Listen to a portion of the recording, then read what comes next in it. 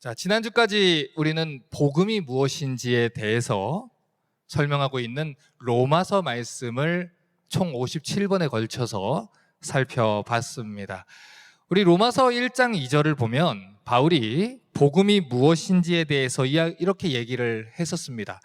복음은 하나님이 선지자들로 말미암아 그의 아들에 관하여 성경에 미리 약속하신 것이라. 자, 오늘 이 마가복음 듣기 전에 복음이 무엇인지 다시 한번 정의를 하고 시작을 해볼게요. 복음은 하나님께서 당신의 종들인 선지자들을 보내셔서 하나님의 아들이신 예수 그리스도에 관하여 성경에 미리 약속한 것입니다. 그러니 복음은 사람의 기분을 좋게 하기 위한 것도 아니고 사람들을 기쁘게 하기 위한 것도 아닙니다. 예수 그리스도에 관한 것, 그분의 오심과 죽으심과 부활하심과 다시 오심에 관련한 그분에 관한 메시지가 바로 복음인 것입니다. 그렇기 때문에 모든 구약 성경은 장차 오실 예수 그리스도에 대해서 이야기를 하고 있는 것이고, 신약 성경은 약속대로 이 땅에 다시 오실 예수님에 대해서 이야기를 하고 있는 것이죠. 그래서 오늘부터 저희 교회는 주일 예배 때마다 이 땅에 오신 예수님 이야기를 살펴보려고 합니다. 하나님이 약속하신 예수 그리스도, 그분이 이 땅에 오신 것이 우리에게 어떤 의미가 있는 것인지, 그분이 이 땅에서 이루신 일은 무엇인지, 그리고 그분의 가르침은 무엇인지, 복음서 중에도 가장 처음에 쓰여졌다고 알려진 마가복음을 살펴보면서 예수님에 대한 이야기를 살펴보려고 합니다. 그리고 오늘은 마가복음을 살펴보는 첫 시간이기 때문에 마가복음이 어떤 책인지, 누가 썼는지, 왜 썼는지, 그 당시 상황이 어땠는지, 이런 배경 정보들을 먼저 설명을 좀 하면서 본문을 좀 보려고 합니다. 여러분, 많은 사람들이 교회에 실망을 했다, 그래서 나는 교회에 가지 않는다, 이런 얘기를 합니다. 그런 분들에게 제가 이런 질문을 좀 드리고 싶어요. 여러분은 교회에 실망을 한 것입니까? 아니면 예수님에게 실망을 한 것입니까? 사실 생각해보지 않은 질문일 수 있지만 대부분 사람들이 교회에 실망했다라고 하는 것은 사람이나 조직에 실망했다라는 것이 큽니다. 본인이 생각하는 그 교회라는 조직은 이래야 하고, 본인이 생각하는 교회에 다니는 사람들은 이래야 하는데 자신의 기대에 부응하지 못했기 때문에 교회에 실망했다라고 얘기를 하는 것이죠. 하지만 그들의 얘기를 들어보면 사실 그들은 예수님에 대해서 실망한 것은 아닙니다. 왜냐하면 사실 예수님에 대해서 들을 수 있는 기회도 적었거니와 예수님에 관한 복음을 들은 일도 거의 없었기 때문이지요. 그래서 사실 예수님에 대해서 잘 알고 있다면, 제대로 배웠다면 그렇게 교회를 떠나지 않았을 것입니다. 그래서 오늘 제가 여러분께 부탁드리고 싶은 것은, 오늘이 마가복음 첫 번째 시간 아닙니까? 그래서 이 첫 시간부터 우리가 이 마가복음을 통해서 내가 이번 기회에 예수님이 어떤 분인지, 성경이 말하는 예수님을 한번 들어보겠다, 그 마음을 가지고 마음을 부드럽게 열고 이 복음을 살펴보면 좋겠습니다. 마가복음의 저자는 마가 요한이라는 사람이에요. 마가는 로마식 이름이고 요한은 히브리식 유대인들의 이름입니다. 이 마가라는 이름은요, 성경에서 사도행전 12장에 처음 등장하는데, 사도행전 12장 11절과 12절을 보면 이렇게 얘기를 합니다.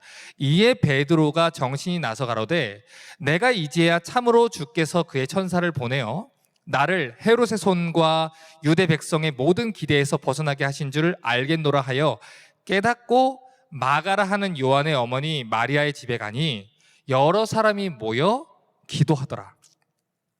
아마도 이 복음서의 기록과 사도행전을 보면 이 초대교회 사람들이 마가 요한이라고 하는 이 사람의 집에서 모여서 자주 기도 모임을 가졌던 것 같아요.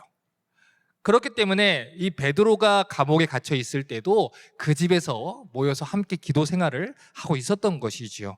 자, 어찌됐든 이 마가 요한하고 그의 어머니는 초대교회에서 굉장히 활발하게 협조적으로 활동을 했던 사람이었던 것이 틀림이 없습니다. 그 이유가 뭐냐면 사도행전 13장을 보면 이 바울과 바나바가 1차 선교 여행을 갑니다. 그런데 그때 이 마가복음을 기록한 마가 요한이 같이 동행을 해요. 사도행전 13장 2절부터 5절을 좀 보겠습니다. 주를 섬겨 금식할 때 성령이 가라사대 내가 불러 시키는 일을 위하여 바나바와 사울을 따로 세우라 하시니 이에 금식하여 기도하고 두 사람에게 안수하여 보내니라. 두 사람이 성령의 보내심을 받아 실루기아에 내려가 거기서 배 타고 구브로에 가서 살라미에 이르러 하나님 말씀을 유대인의 여러 회당에서 전하였세 요한을 수종자로 두었더라. 지금 여기에서 등장한 요한이라는 사람이 마가 요한이에요. 안디옥 교회라는 교회가 이 바울과 바나바를 선교사로 이렇게 파송을 했는데 그때 파송할 때 마가라는 사람이 이 선교팀에 소속됩니다. 그래서 같이 이렇게 선교 여행을 떠나는 거죠. 자, 그런데 여러분도 잘 아시다시피 바울이라는 사람의 사역 스타일이 굉장히 열정적이에요. 앞만 보고 달려가는 사람입니다. 이 사람은 복음을 전하기 위해서라면 나는 죽음도 각오하겠다라고 달려가는 게 바울의 사역 스타일이에요. 그런데 사도행전 1장 12절부터 15절을 보니까 이런 기록이 있습니다. 제자들이 감람원이라 하는 산으로부터 예루살렘에 돌아오니 이 산은 예루살렘에서 가까워 안식일에 가기 알맞는 길이라. 들어가 저희 유아는 다락에 올라가니 베드로, 요한, 야고보, 안드레아, 빌립, 도마와 바돌로메, 마테와 및 알페오의 아들 야고보, 셀로딧, 시몬, 야곱의 아들 유다가 다 거기 있어 여자들과 예수의 모친 마리아와 예수의 아우들로 더불어 마음을 같이하여 저녁 기도에 힘쓰니라. 모인 무리의 수가 한 120명이나 되더라. 그때 베드로가 형제 가운데 일어나서 가로되. 자, 지금 이 기록을 보니까 제자들이 오순절을 이렇게 맞이해가지고 예루살렘으로 다 모였어요. 그런데 그때 몇 명이 모였다고 합니까? 120명이 모여서 기도했다고 합니다. 여기 집에 120명 들어가시는 분. 예전에 저희 투베드 아파트룸에 청년들 60명 들어온 적이 있는데 들어갈 수 있습니다, 여러분. 120명 들어가더라고. 이렇게 포개가지고 넣으면 들어가는데 120명이 들어갈 정도로 굉장히 큰 집이라는 거예요. 자, 그런데 사도행전 12장 12절을 보면 깨닫고 마가라 하는 요한의 어머니 마리아의 집에 가니 여러 사람이 모여 기도하더라 이렇게 얘기를 해요. 자, 이 장소는요 원래 정확히 말하면 마가의 어머니의 집이에요. 그런데 우리가 알려진 것은 마가의 다락방이라고 우리 성도들이 많이 얘기를 해왔기 때문에 편의상 이 장소를 우리도 마가의 다락방이라고 지금부터 부르겠습니다. 자, 신약 성경의 기록을 보면 이 큰 마가의 집이요 예수님의 사역과 초대교회 사역에 굉장히 자주 쓰임받았다는 것을 알 수가 있어요. 그래서 누가복음 22장 10절에서 12절을 보면 또 이런 기록이 있습니다. 이르시되 보라 저희가 성내로 들어가면 물 한 동이를 가지고 가는 사람을 만나리니 그의 들어가는 집으로 따라 들어가서 그 집 주인에게 이르되 선생님이 내게 하는 말씀이 내가 내 제자들과 함께 유월절을 먹을 객실이 어디 있느냐 하시더라 하라. 그리하면 저가 자리를 베푼 큰 다락방을 보이리니 거기서 예비하라 하신대. 많은 성경학자들이요 지금 예수님과 제자들이 마지막 유월절 만찬을 가졌던 그 장소를 마가의 다락방으로 생각을 합니다. 이처럼 마가의 이 집이 예수님과 제자들에게 그리고 초대교회 성도들에게 굉장히 많이 오픈이 됐던 집이었던 거예요. 그 집에 모여서 성도들이 같이 기도하고 교제했던 그런 장소였다는 것입니다. 그래서 여기에서 우리가 알 수 있는 정보가 뭡니까? 마가의 집이 굉장히 부자였구나, 유복한 집이었구나, 이것을 알 수 있다는 것이죠. 그래서 많은 신약학자들은 뭐라고 얘기를 하냐면 그것도 그 당시 로마 포로 시대 때, 로마 포로 시대 당시에 이렇게 큰 다락방을 가진 집에서 살 수 있었던 것은 마가가 굉장히 경제적으로 부유한 집의 자제였다, 이렇게 생각을 하고요. 그리고 그렇게 경제적으로 부족함 없이 자랐던 아들이 바울과 함께하는 힘든 선교 여행을 감당하기는 힘들었을 거라고 말합니다. 여러분, 바울 선교 스타일이 어떻습니까? 어디 가서 복음을 막 전하는데 누가 머리만한 돌을 막 집어 던져요? 그러면 그거에 맞아서 쓰러졌다가 기절했다가 다시 일어나서 다시 피 닦고 다시 가서 복음 전하는 게 바울입니다. 그런데 그런 바울과 마가가 같이 동행을 했으니까 이 마가가 굉장히 힘들었던 거예요. 그래서 이 마가라는 사람이 바나바와 바울과 함께 갔던 그 1차 선교 여행 중에 버가라고 하는 지역에서 그들을 버리고 떠납니다. 그리고 그때 그 기억이 바울한테는 굉장히 안 좋게 남았어요. 쉽게 말해서 바울에게 이 마가가 열정 없는 사람으로 찍혀버린 겁니다. 그래서 나중에 2차 선교 여행을 가려고 할 때 바나바라는 사람이 마가를 데리고 다시 가자, 얘 데리고 가자라고 할 때 바울이 끝까지 반대를 해요. 걔 데리고 가봐야 지난번처럼 또 도망가. 지난번에 못 봤어? 바나바 당신하고 나랑 갔을 때 그때 마가 때문에 얼마나 고생을 했고 우리도 힘든데 중간에 빠져나가는 바람에 얼마나 낙심했는데. 안 돼요. 지금 복음 전하는 일이 먼저지 사사로운 정 때문에 우리가 그럴 일이 아닙니다. 그러다가 크게 싸운 거예요. 크게 싸우고 헤어져 버립니다. 사도행전 15장 36절에서 39절입니다. 수일 후에 바울이 바나바더러 말하되 우리가 주의 말씀을 전한 각성으로 다시 가서 형제들이 어떠한가 방문하자 하니 바나바는 마가라 하는 요한도 데리고 가고자 하여 바울은 밤빌리아에서 자기들을 떠나 한 가지로 일하지 아니한 자를 데리고 가는 것이 옳지 않다 해서 서로 심히 다투어서 피차 갈라서니 바나바는 마가를 데리고 배 타고 구브로로 갔다. 자, 그런데 이때 바울은요 마가를 내칩니다. 그리고 열정적인 이 실라라는 사람을 데리고 가요. 그런데 누가 마가를 끝까지 붙들고 인내하고 양육하고 제자훈련을 시켰습니까? 바나바가 한 거예요. 여러분, 그래서 각 교회에 바나바 팀이 있는 이유가 이거예요. 포기하지 않겠다. 나는 그 사람을 그냥 내치지 않겠다. 끝까지 붙들고 양육하겠다. 이 바나바 팀들의 그 사역 원리가 이 이름에서, 이 인물에서 나온 겁니다. 어쨌든 이 바나바의 이 헌신 때문에 마가가 영적으로 성장을 하게 돼요. 골로새서 4장 10절을 보면요 이런 기록이 있습니다. 나와 함께 갇힌 아리스다고와 바나바의 생질 마가와 이 마가에 대하여 너희가 명을 받았음에 그가 이르거든 영접하라. 자, 이 기록을 보면 바울이 쓴 거거든요. 조금 부드러워졌죠. 마가에 대해서 조금 부드러워졌어요, 마음이.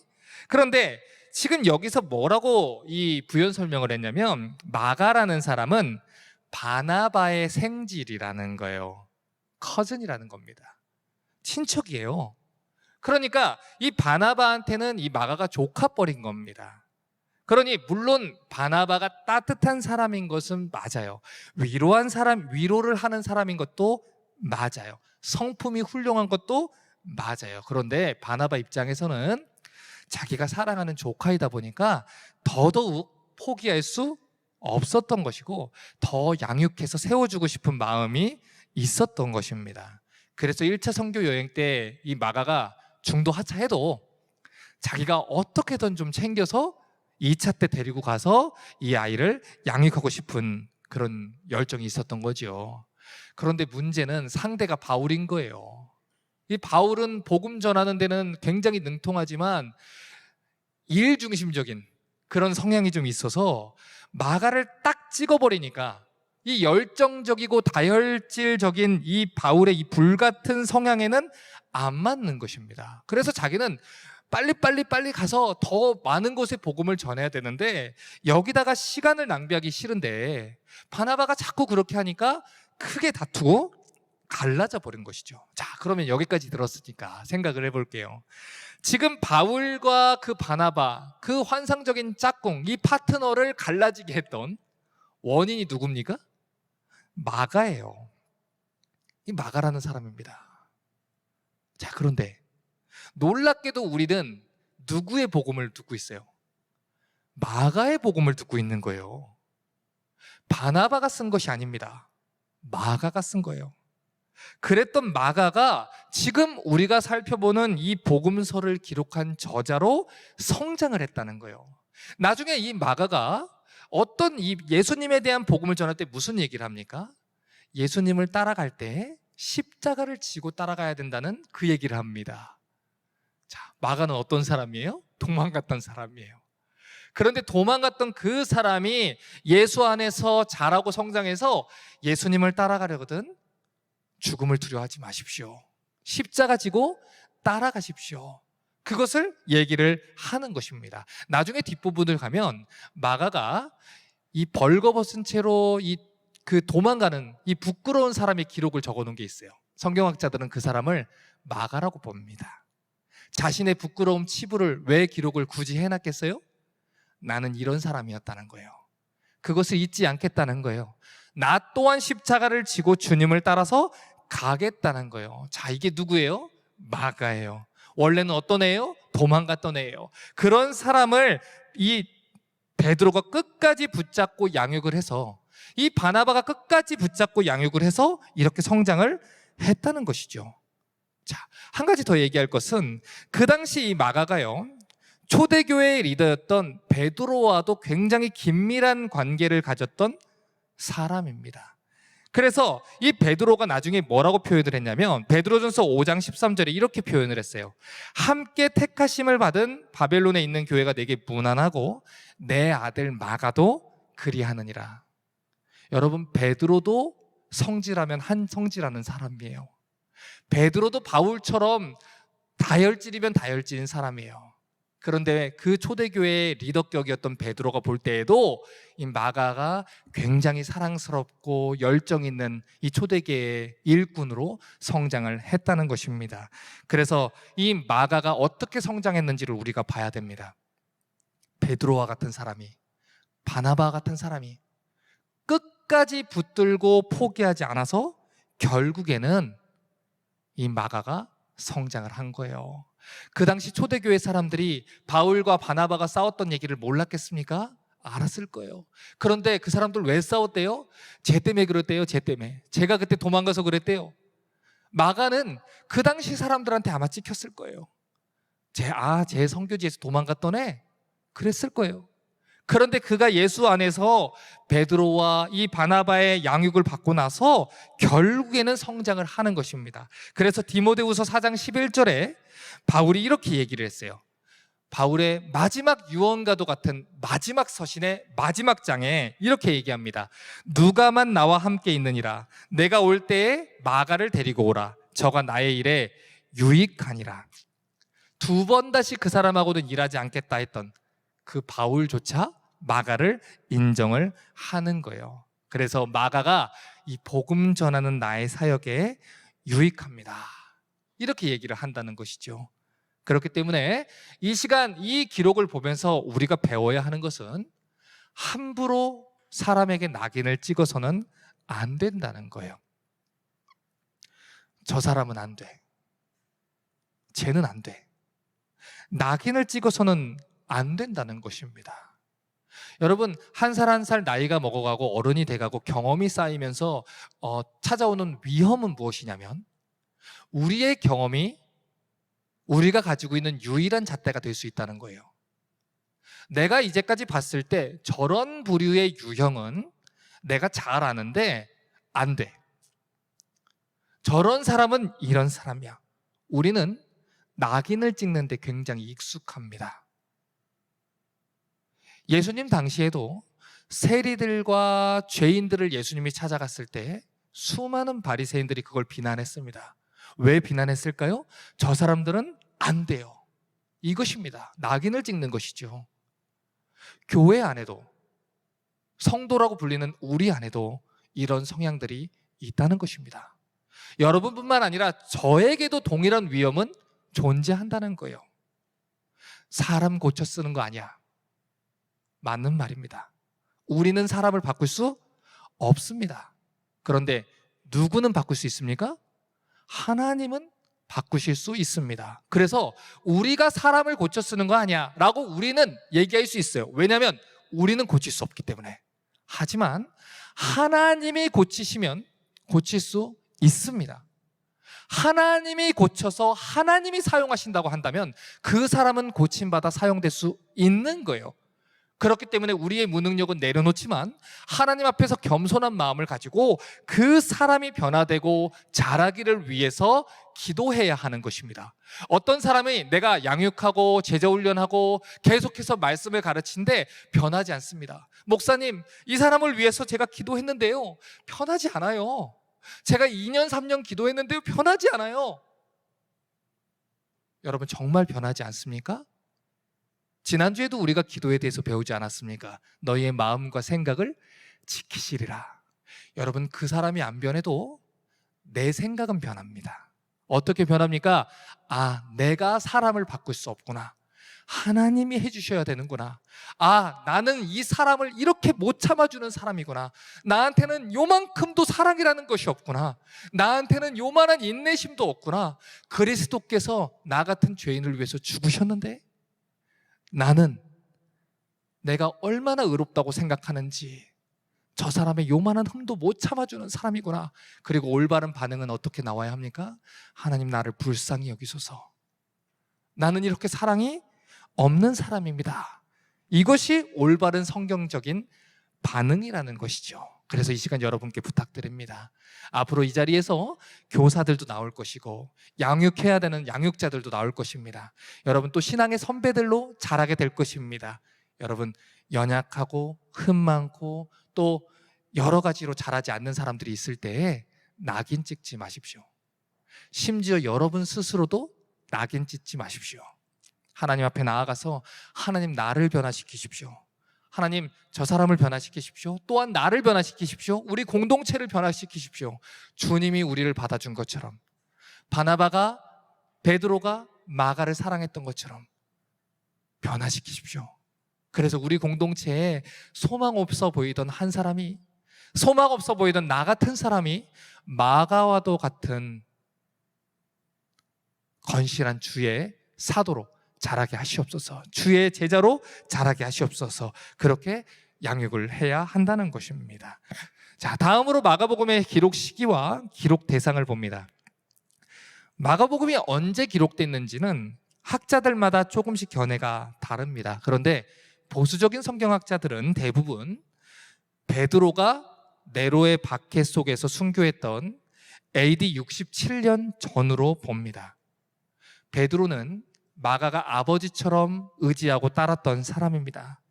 그런데 그가 복음을 전하다 박해를 받고 죽임을 당했습니다. 그러니 마가가 복음을 쓰던 그 시기에는 로마의 박해에 있어서 수많은 그리스도인들, 심지어 베드로 같은 사도들이 죽임을 당하고 콜로세움에서 사자의 밥으로 던져지던 시대입니다.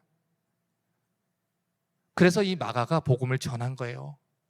이 마가가 전한 첫 번째 복음의 청중은 그 당시 로마에 거주하고 있었던 이방인 출신 그리스도인이었는데, 그 당시 수많은 이방인들 중에 특히 로마 계통의 이방인들이 복음을 전해받고 기독교로 회심을 하는 일들이 벌어졌습니다. 그런데 그 당시 황제를 신으로 숭배했던 로마가 황제에게 절하지 않으면 죽이겠다, 이 위협을 가한 거예요. 그런데 하나님만 섬기는 기독교인들이 우상을 섬길 수 없지 않습니까? 그래서 담대하게 죽음을 맞이한 성도들이 생겨났다는 것입니다. 그렇게 로마의 박해와 두려움 속에서 로마 교회의 이방인 성도들이 고민을 하기 시작했어요. 어떤 사람들은 신앙을 끝까지 지키고 순교를 당하고, 어떤 사람은 도망가 버리는 겁니다.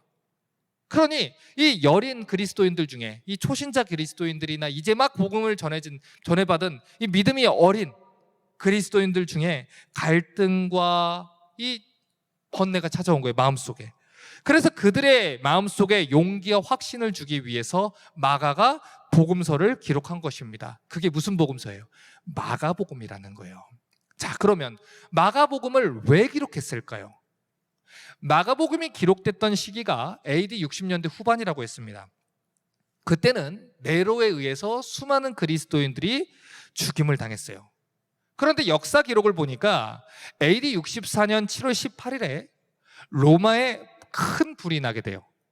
이것을 로마의 대화재 사건이라고 부르는데, 사람들이 그 사건을요, 네로가 정치적인 야욕으로 그 불을 일부러 질렀다라고 이렇게 몰아가기 시작합니다. 그래서 네로 황제가 정치적으로 자신이 도피처를 찾기 위해서 사람들의 시선을 분산시킬 필요를 느껴요.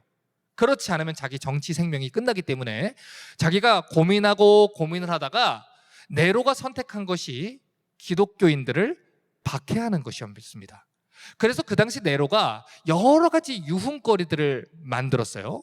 그 중에 하나가 콜로세움에서 검투사들이 검투 그 경기를 하는 것이었고, 동시에 기독교인들이 사자의 법으로 던져지도록 놓는 것이에요. 그런데 그것을 그냥 놓을 수 없으니까 네로가 기독교인들을 모함하기 시작했는데, 우리가 모이게 되면 우리 형제님, 자매님 하지 않습니까?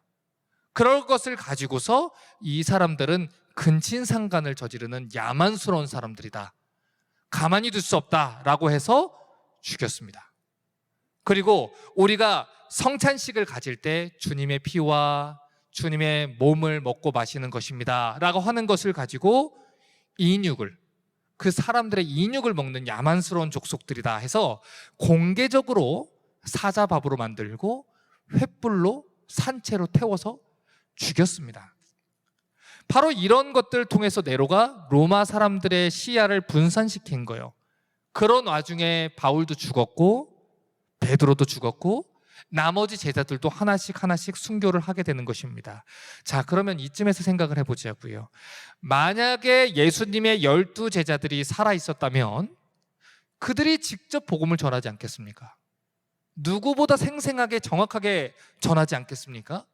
그러면 굳이 마가가 나설 필요가 없는 거예요. 그런데 제자들이, 사도들이 하나둘씩 순교를 당하고 나니까 이 마가가 사명감을 느끼게 된 것입니다. 자신이 이 베드로를 통해서 전해받았던 이 복음을 기록하고 전달하고 가르쳐야 되는 그 긴박함을 느끼게 된 거예요. 그래서 여러분 그 마가복음을 보면요, 마가복음의 그 스토리 진행이 굉장히 빠릅니다. 굉장히 빨라요. 사복음서 중에서 가장 스토리 진행이 급박하고 빠르게 진행되는 것이 마가복음이에요. 왜요? 그 당시 마가가 판단했을 때 이 상황이 굉장히 급박한 거예요. 어서 빨리 이 복음을 전해줘야 성도들이 신앙을 포기하지 않겠다, 타협하지 않겠다. 그래서 복음을 전하는 것이고, 그래서 마가가 전한 복음의 핵심이 고난과 배교의 위험 앞에 있었던 성도들에게 예수 그리스도의 십자가를 붙들어라, 이것을 외치는 겁니다. 잠깐 지나갈 핍박 때문에 예수님을 배신해서는 안 된다.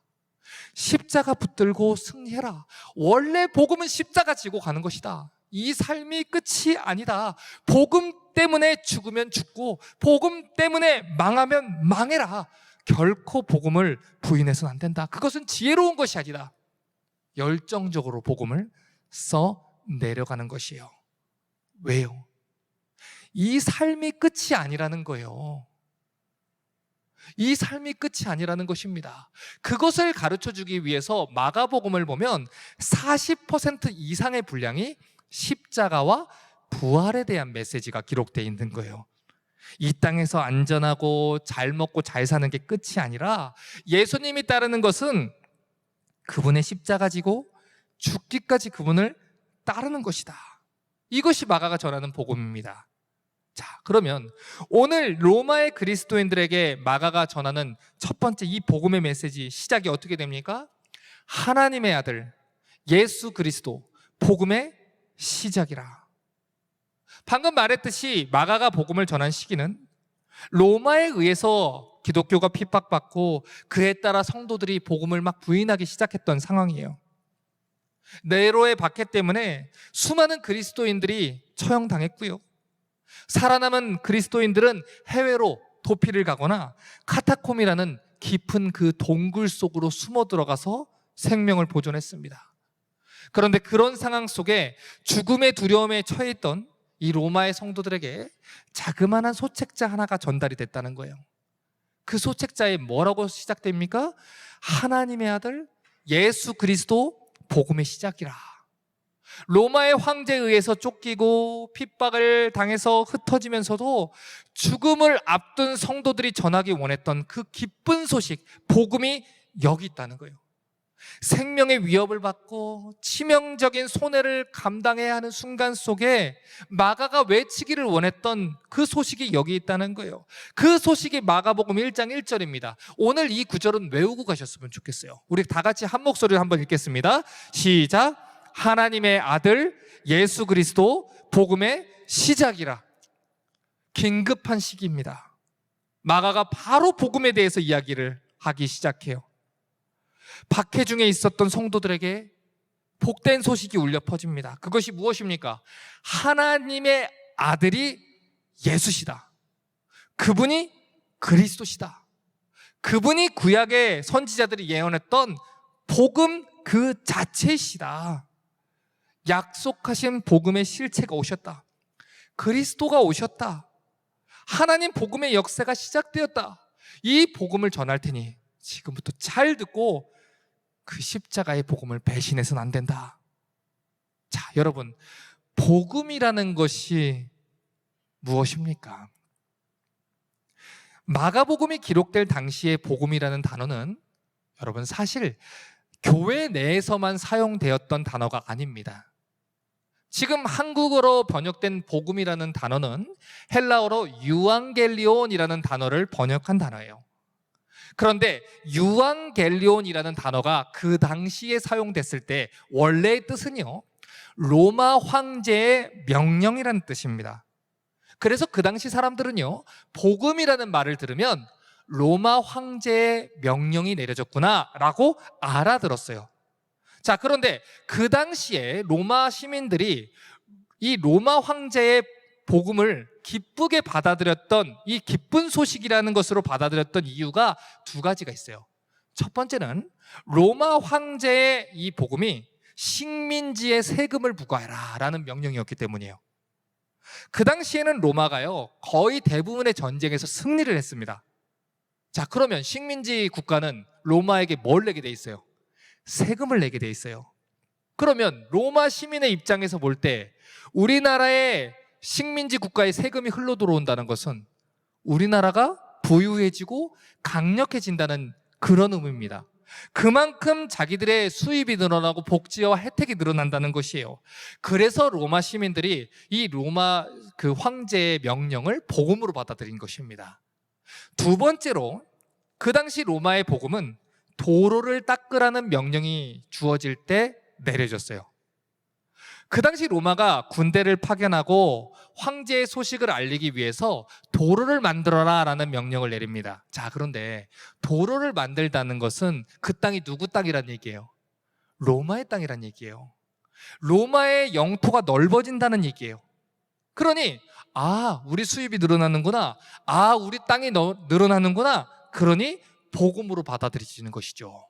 자, 그런데 그건 로마 사람들한테만 복음이죠.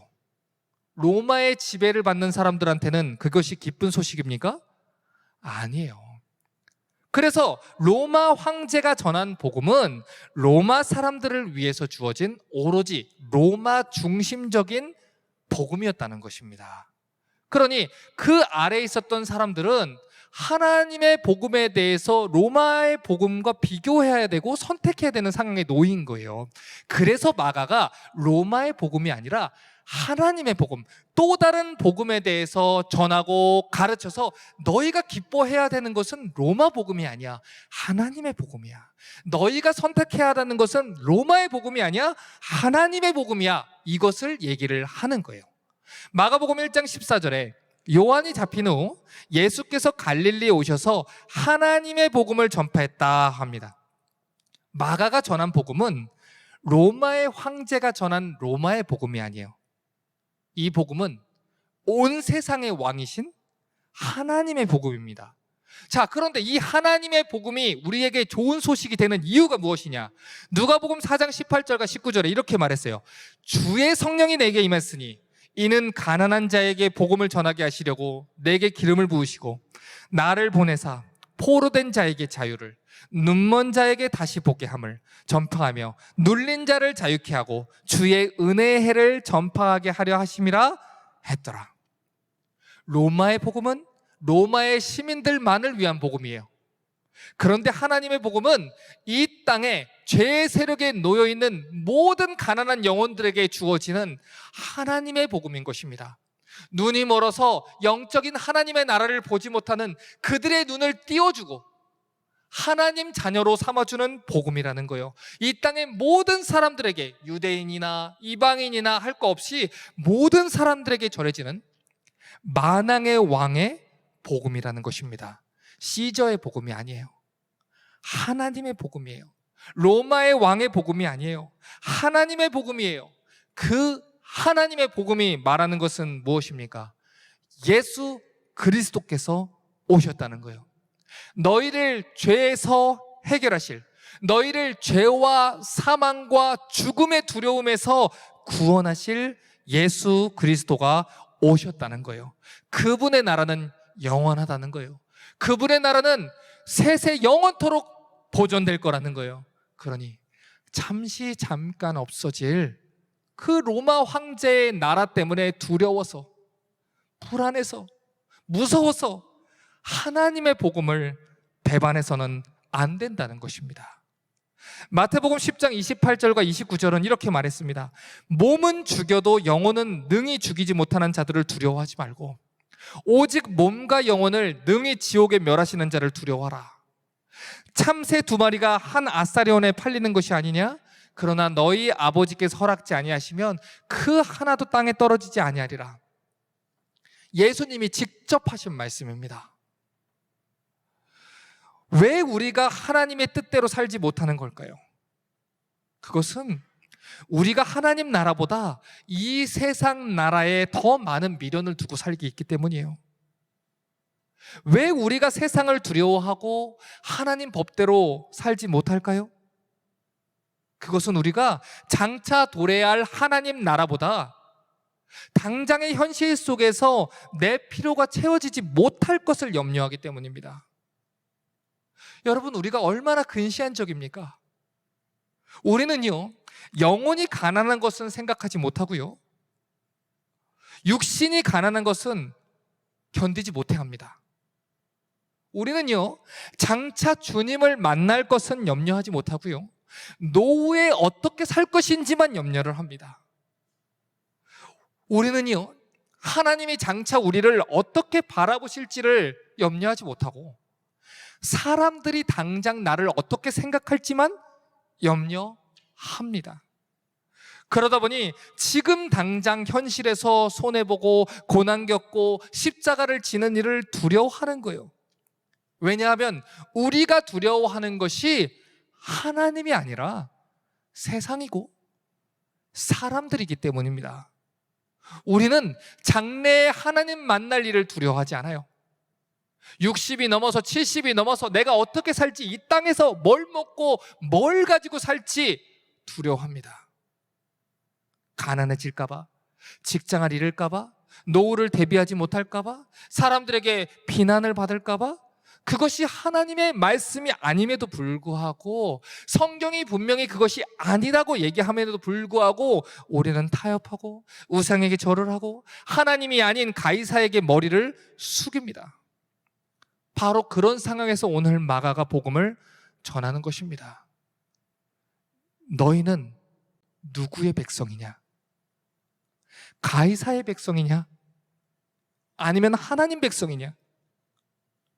그러므로 하나님의 복음인 예수 그리스도를 붙들고 하나님 백성답게 십자가를 지고 살라는 것입니다. 하나님의 성도라는 것은, 크리스찬이라는 것은 크라이스트를 따르는 사람들을 말합니다. 세련된 모습으로 예쁘고 멋있게 핸드백과 시계를 차고 이 교회에 와서 종교 활동과 취미 생활을 하고 돌아가는 것이 성도의 모습이 아니고 내 삶 속에서 예수 그리스도께서 걸어가신 그 길을 쫓아 오늘도 주를 위한 십자가를 지고 가는 사람, 그것이 하나님의 사람이고 크리스찬입니다. 오늘 마가는 그런 크리스찬을 깨우고 있는 것입니다. 이제 설교를 마무리합니다.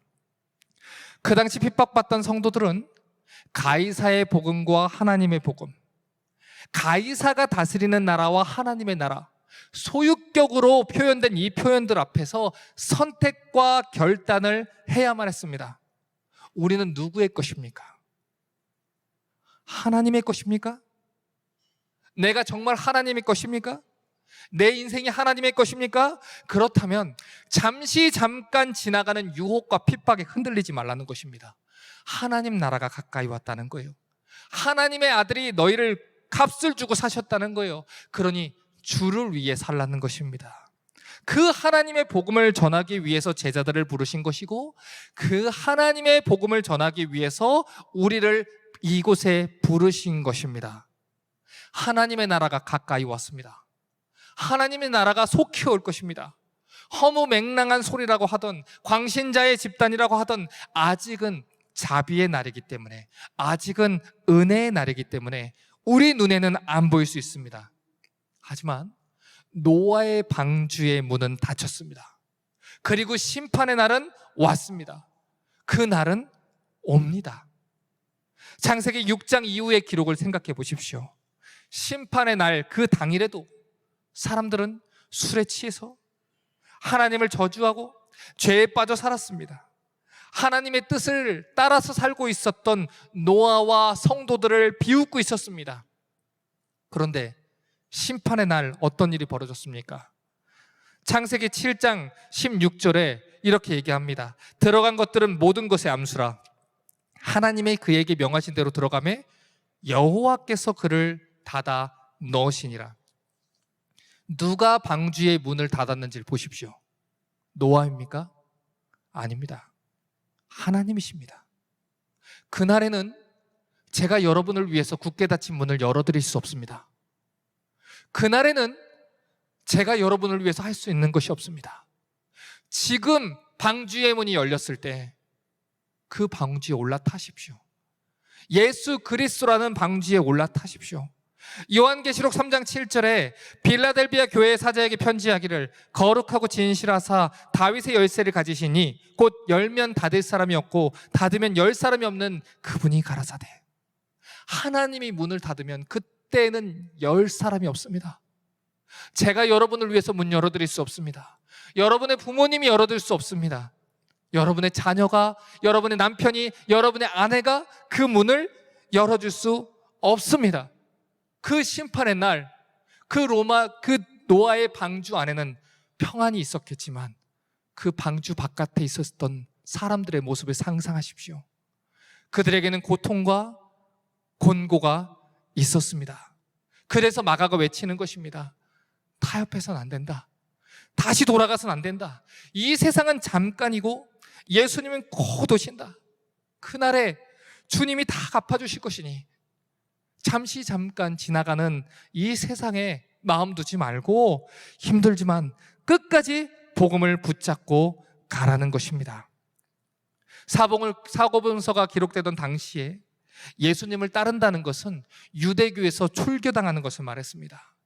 사회적으로 비난받고 손가락질 당하고 배제당하는 것을 말했습니다.